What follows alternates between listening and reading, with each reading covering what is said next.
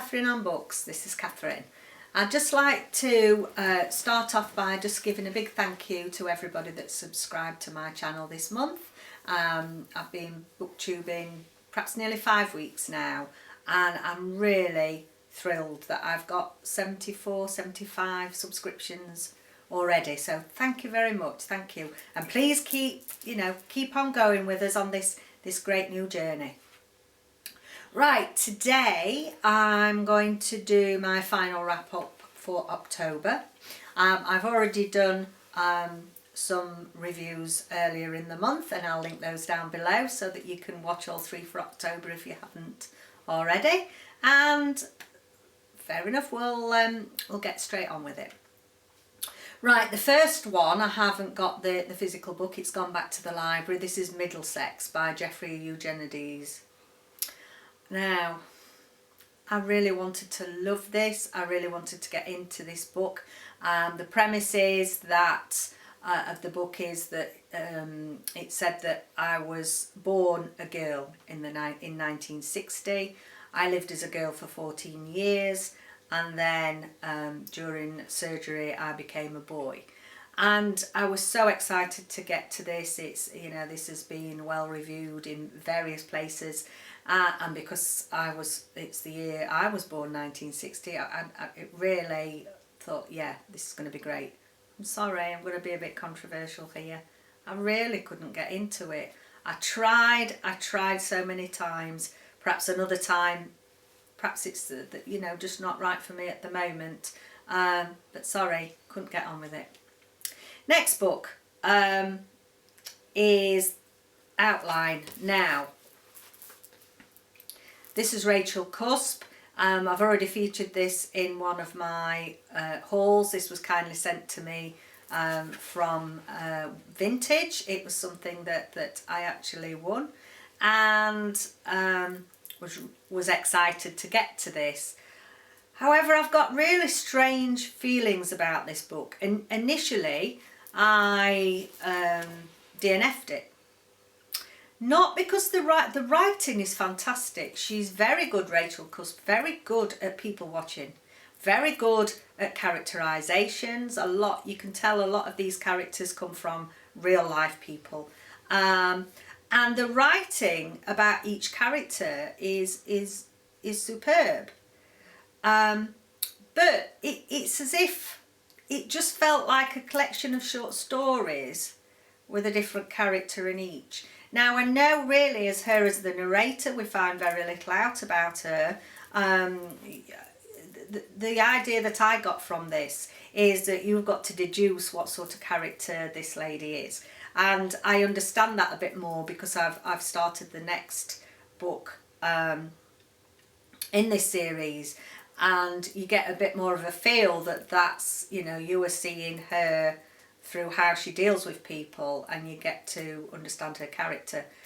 But I feel though after a few weeks that I was perhaps a little bit unfair to DNF this, because there was a lot that I liked about it. It just didn't feel, it just felt like there were fantastic characters that I wanted her to pick out and use in another book. So I may well have a dip into that again, and for now I've DNF'd it, but there's something about it that draws me back. Okay, the next one, A Kind Worth Killing for Peter Swanson. This has gone back to the library. Now, this is well spoken about.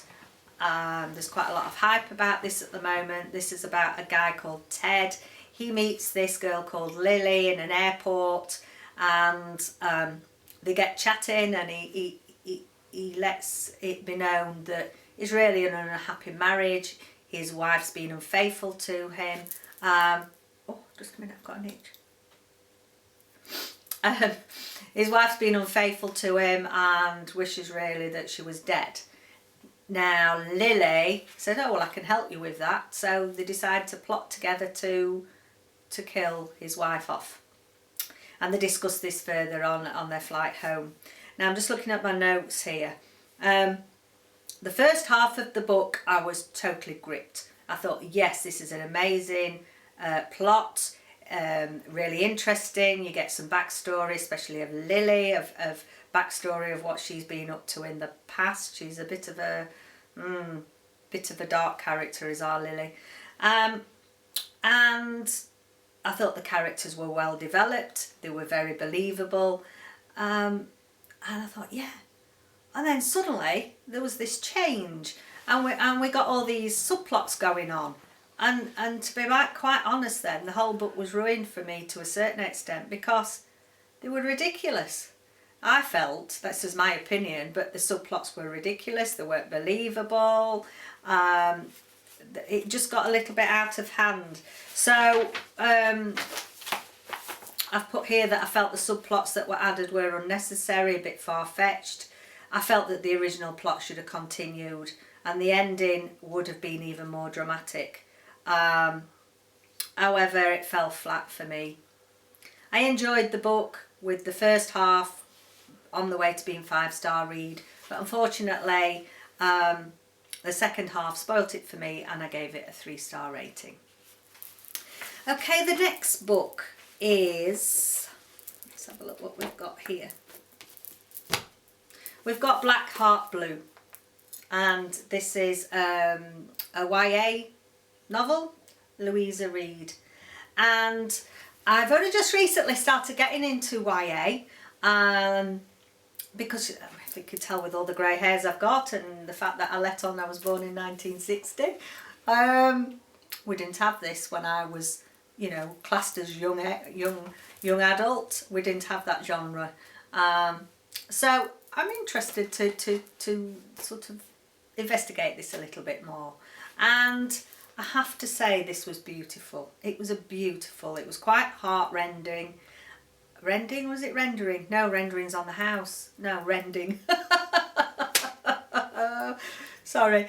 And this is the story of twins, and one was born with some disfigurement, the other one was supposedly beautiful and normal, and it's their story of how they cope, each with their own role within a very dysfunctional family. On the outside it seems as if all's well. I don't know why I'm still holding this up, sorry.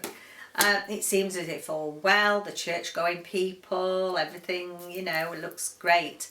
On the inside it isn't so great, very dysfunctional, they've got a father that rules the roost, very cruel actually, and unfortunately one of the twins dies. And the bond, I love the bond that the twins, when they were both alive, they had this very strong bond, but they didn't always get on because I think for different reasons each resented the other, but they did have this very strong bond. And then when one of them died, the remaining twin, it's as if she got to escape this house because she'd no longer got a sister to protect her. So very heartwarming, very well written. I'm just seeing if there's anything else on my notes that that I've missed out. Yeah, I feel that it was skillfully written.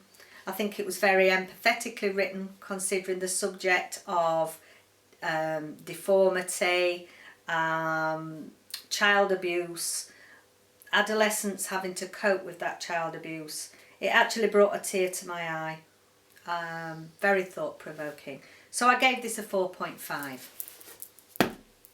Next, Crooked Heart by Lisa Evans. This is another one that I really enjoyed. This is a World War II fiction. This is based on our main protagonist. Sorry, I keep looking over there, I don't know why. The main protagonist in this is a young lad who had to be evacuated from London, and the family that he was evacuated, quite a dysfunctional, I must have a thing about these books with dysfunctional families for some reason, evacuated to this dysfunctional family as far as I felt about them. There was a mother there, the old lady, Mrs. Sedge, we know as Mrs. Sedge, And there's Vera, who is the mother of this family. She only takes this boy in. I'm trying to think of his name, Noel. We only takes this boy in because she thinks she's going to get a load of money. There's this old lady who is absolutely hilarious, her character. And then she has this son that's a bit of a no-hoper, spends all his time in bed and a bit lazy. And I really felt that the characters were well developed. I loved Mrs. Sedge, I loved Vera, I loved Noel.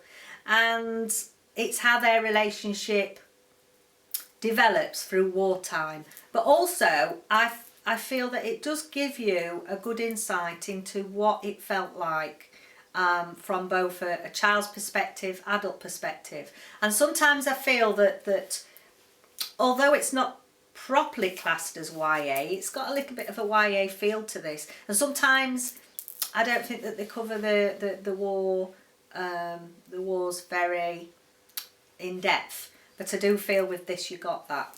I just want to read something out quickly because this is just hilarious about, this is Mrs. Sedge.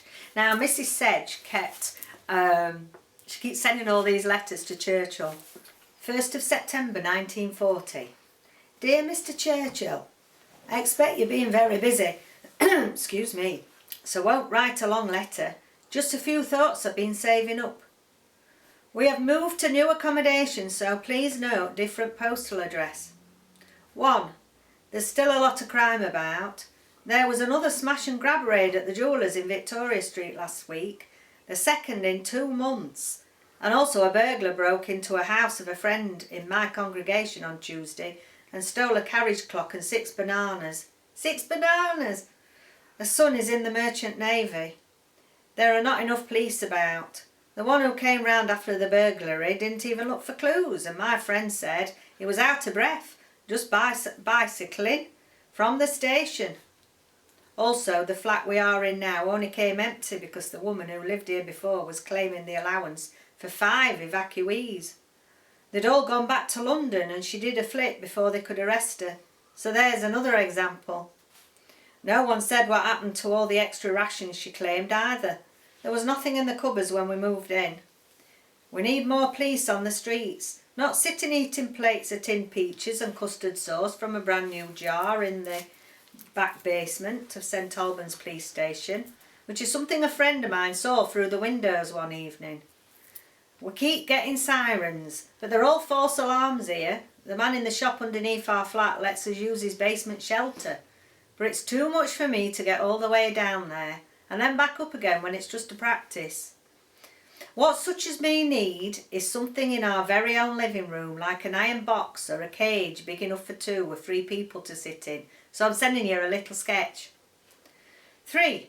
I don't know if you know this, but when Alva Liddell on the wireless says Nazi on the news broadcast, he says it in a different way to the way you say Nazi.